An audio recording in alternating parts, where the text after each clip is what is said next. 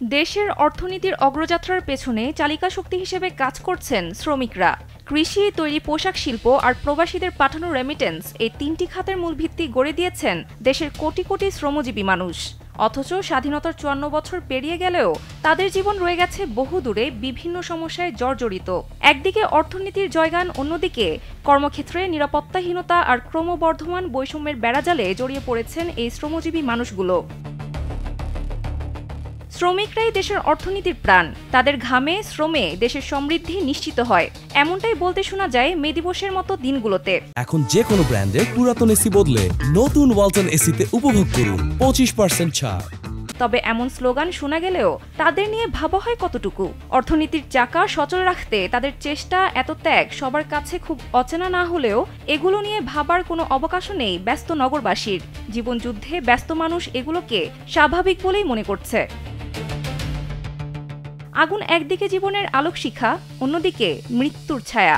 অথচ একের পর এক অগ্নিকাণ্ডে শত শত শ্রমিকরা জীবন হারাচ্ছে।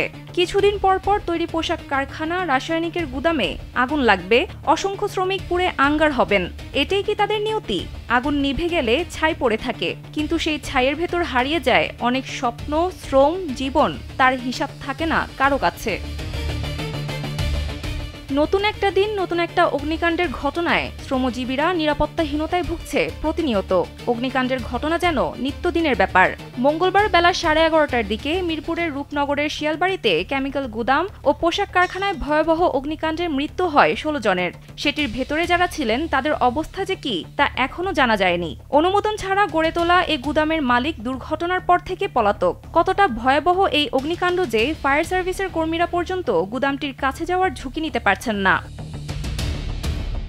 নির্বাচন, পিআর, দ্বিকক্ষ বিশিষ্ট সংসদ, নানা ডামাডোলের মধ্যেও এ অগ্নিকাণ্ড নিয়ে অনেক কথামালা শোনা যাবে।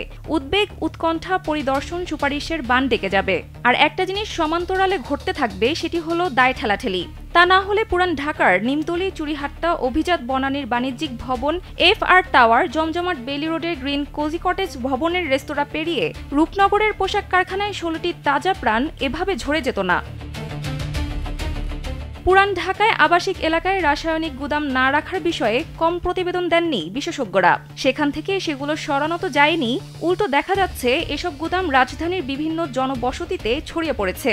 তিক্ত অভিজ্ঞতা থেকে বলা যায়, রূপনগরে গিয়ে বিশেষজ্ঞরা কি বলবেন তার চেয়ে জরুরি তাদের কথায় গুরুত্ব দেওয়া হবে কিনা। এসব তথ্য তুলে ধরে প্রতিবেদন প্রকাশ করেছে দৈনিক সমকাল। সানজিদা ইসলাম, কালবেলা।